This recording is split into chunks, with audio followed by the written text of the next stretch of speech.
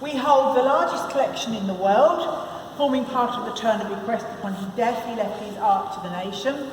And at the 3 o'clock tour, we look at all of, well, the vast majority of Turner's work that we have on display in the Claw Gallery. I always like to start my tour, my 12 o'clock tour, with this work because I think it not just shows Turner the artist, but I think it shows a little bit about the man and the genius of the man and the boldness and the courage of him as an artist. Now the work is called The Battle of Waterloo. The Battle of Waterloo took place on the 18th of June 1815. It was the clash of the Titans. It was Napoleon versus Wellington. Now, you may be forgiven when you look at this and wondering why there are no sabres held aloft, why there's no charge of the great Scots grave in this imagery. Well, this is where I think we can see the genius of Turner. In this painting, he is using 3 main sources of light, and I'm going to explain the painting using those sources as we go through. As I said, the battle took place on the 18th of June 1815, and for the 3 or 4 days before the battle, it had been torrential rain. Now the battlefield itself is about 18 kilometres outside Brussels, and it's still there for you to visit should you so desire. And Wellington was a great defending general.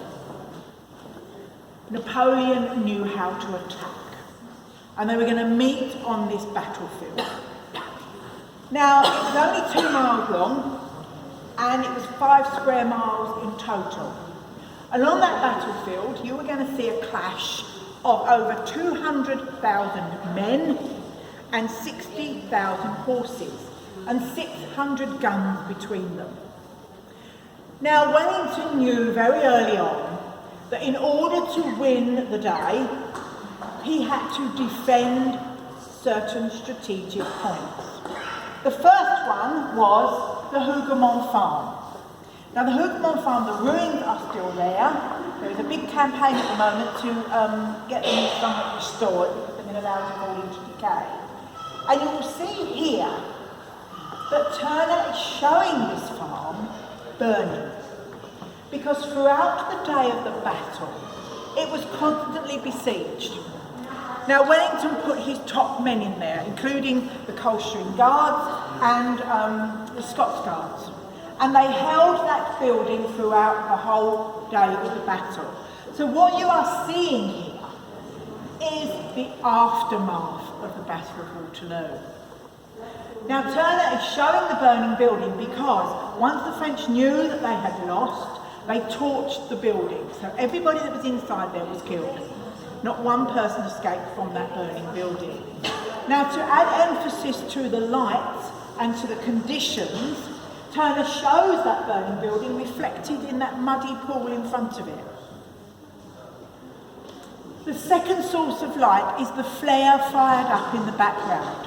Now that was designed to deter looters because within hours of the end of the battle, the local villagers moved onto the battlefield and stripped the bodies of everything that could be sold.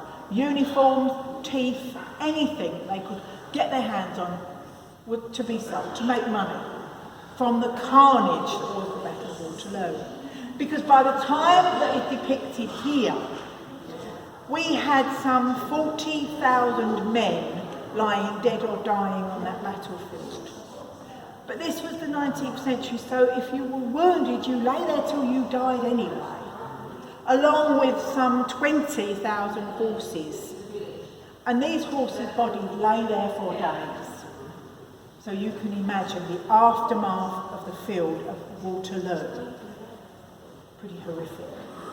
The third and final source of light that Turner has used is this torch held by these women. Now they are searching for their loved ones in that mound of bodies.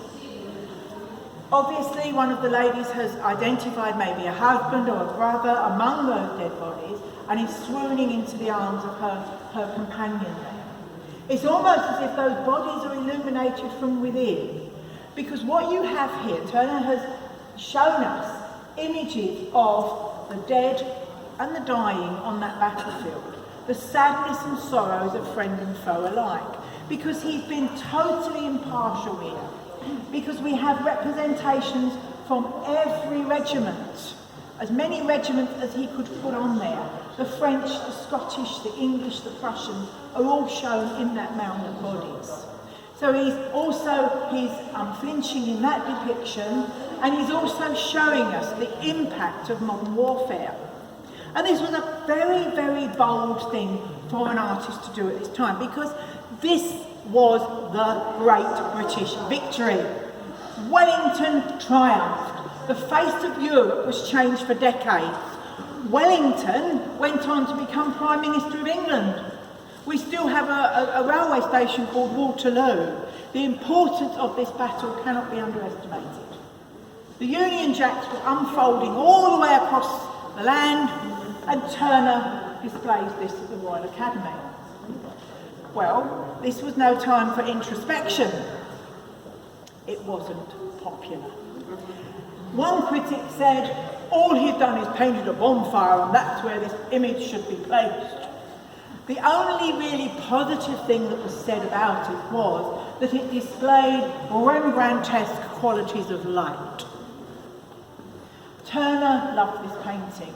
He kept it in his studio until his death, and then it formed part of his bequest to the Tate and to the National Galleries. He went around the battlefield himself. I think he was in his early 40s, and the battlefield opened up for visitors within a few weeks. There were still decomposing bodies on that battlefield, by the way. I found that out when I went to Apsley House. I don't know if anybody's heard of that. I think the address is 1 London, and it's the London home of the Duke of Wellington. It is open to the public.